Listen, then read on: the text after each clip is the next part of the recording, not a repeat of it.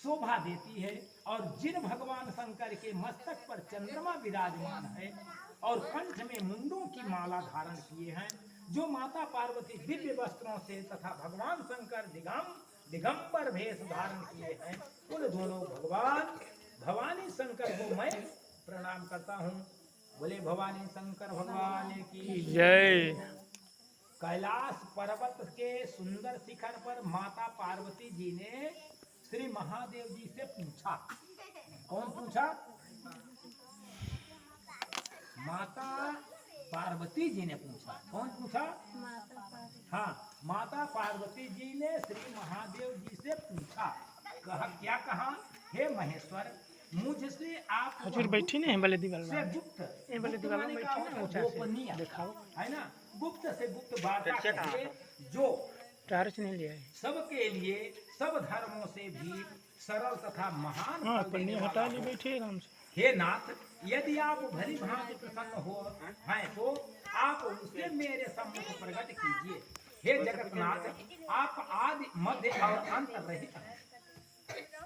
भगवान के न शुरू दिखाए, न बीचे के दिखाए, न अंत ही दिखाए, माने अनंत भगवान है। आपकी माया का कोई पार नहीं है। आपको मैं किस भांति प्राप्त किया है? कौन कहते हैं कि हम तुमके कस की पाएगन, ई तो हमके बताव, हम जानते ही नहीं है। कौन से व्रत तप या दान के पुण्य फल से आप मुझको वर रूप में मिले हैं? श्री महादेव जी ने बोले कि हे देवी सुनो, मैं तेरे सम्मुख उस व्रत को कहता हूँ। कहते हैं हम वो व्रत की बताओ जो परम गुप्त है। गुप्त माने गोपनीय, जिसे माने कबो नहीं प्रकट की रहा। जैसे तारागणों में चंद्रमा, ग्रहों में सूर्य, वर्णों में ब्राह्मण, वर्ण का यही चार होते हैं, ब्राह्मण, क्षत्रिय, वैश्य, शूद्र। चार वर्ण में सबसे बड़ा के कहते हैं? भवनन की मानते हैं। देवताओं में गंगा माँ, पुराणों में महाभारत, वेदों में सामवेद, इंद्रियों में मन। 10 इंद्रिय होती मन, माने शरीर के अंदर 10 इंद्रियां होती हैं, वो में सबसे चंचल और सबसे श्रेष्ठ होता मन, वह चलावत।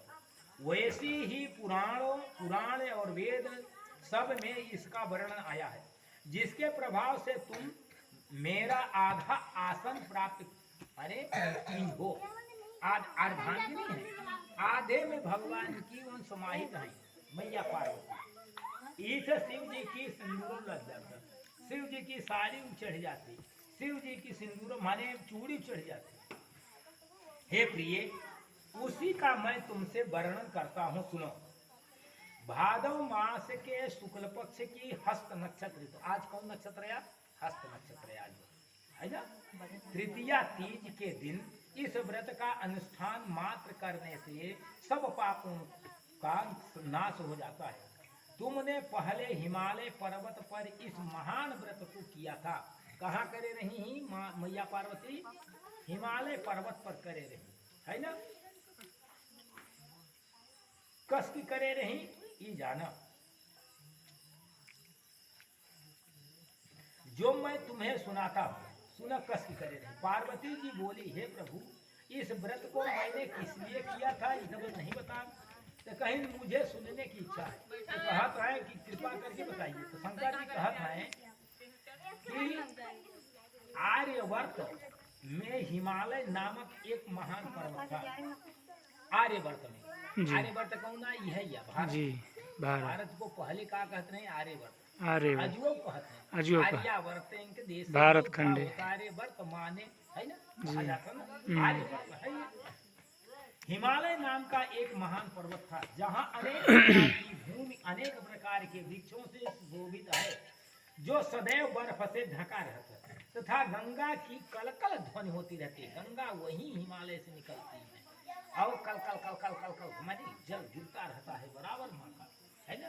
गोमुखी है, गौ का मुख है और उसी गोमुख से निकलती सुशोभित है, जो सदैव बर्फ से ढके हुए तथा गंगा की कलकल धारा से शब्दमान है। पार्वती जी, तुमने बाल्य काल में उसी स्थान पर परम तप किया था। कहीं छोट जगह से तपस्या जी 12 वर्ष तक जल में रह करके, कई वर्ष 12 वर्ष अखंड जल में रह करके, खड़ी होकर के तुमने तपस्या की। जी वैशाख मास में अग्नि में अग्नि तापिक तू है ना, पंचाग्नि तापत रहे। जी 5 जगह हाथ धइ के एक हाथ पर बीच में बैठ के पंचाग्नि तापती थी। जी वैशाख जेठ की दोपहरिया में, जी सावन के महीने में, भादव के महीने में, दिगंबर में, जहाँ पानी का एक बूंद इधर उधर न जाए, सीधे माँ के ऊपर पड़ रहा था।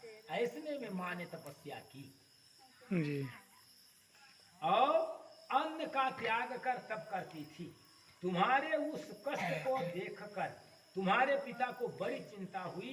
वे चिंतातुर होकर के सोचने लगे कि मैं इस कन्या की किससे शादी करूं। इस अवसर पर दैव योग से ब्रह्मा जी के पुत्र केकर पुत्र ब्रह्मा के यही नारद नारद जी वहां आए। देवर्षि नारद ने कैलाशपुरी को देखा। तुम्हारे पिता हिमालय में देवर्षि को अर्घ पा दे।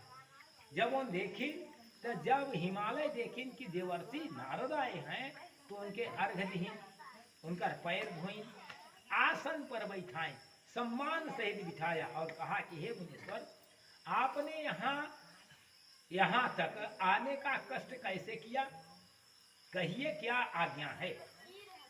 ये कथा सुनिए, सबको सुनना चाहिए।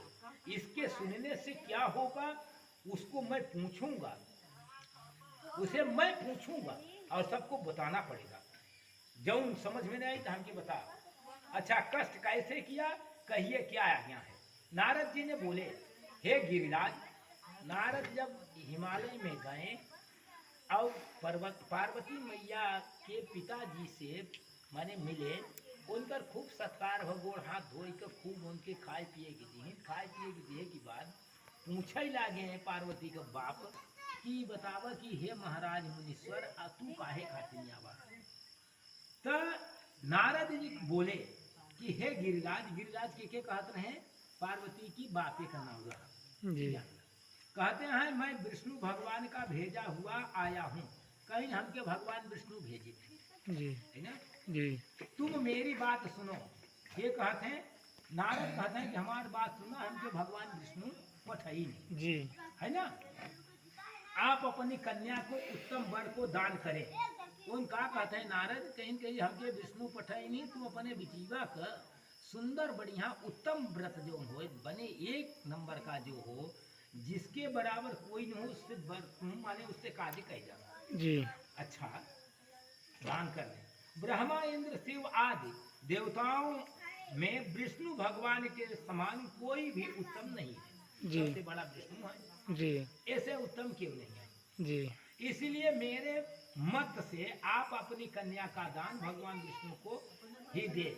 जी कही जी तो हिमालय बोले, यदि भगवान वासुदेव स्वयं ही कन्या को ग्रहण करना चाहते हैं और इस कार्य के लिए ही आप का आगमन हुआ है, तो वह मेरे लिए गौरव की बात है, माने बड़ी अच्छी बात है। मैं अवश्य ही उन्हें दे दूंगा। जी और मान लें भाई, कौन बाप नहीं चाहे कि सर्वश्रेष्ठ जी मिल जाए लड़का से हमारी कन्या का विवाह हो। जी हिमालय का यह आश्वासन सुनते ही देवर्षि नारद ही की जी आकाश में अंतर ध्यान हो गई चला जाए। कहाँ पहुँचे, शंख चक्र गदा पद्म एवं पीताम्बर धारी भगवान विष्णु के पास पहुँच गए। जी नारद जी ने कहा, हाथ जोड़ करके भगवान विष्णु ने कहा, प्रभु आपका विवाह कार्य मैं निश्चित करके आ गया। जी इधर हिमालय ने पार्वती जी से प्रसन्नता पूर्वक कहा कि हे पुत्री, मैंने तुमको गरुड़ भगवान विष्णु को अर्पण कर दिया। जी तो पिता के इन बातों को सुनते ही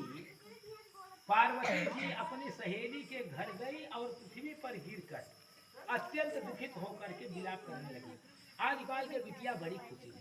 आजकल के मेहरान सुंदर बनने के हो कि देखिए पीछे पीछे दीवानी हो जाती जी ये जान लीजिए। बहुत जी इतना नहीं देखे है, कहानी कितने हम देखे जी उनके पीछे दीवानी। अरे हड्डी मांस चमड़ी में जी इतना माने लुलुप्त हो जाती हो, जी क्यों हो जाती हो?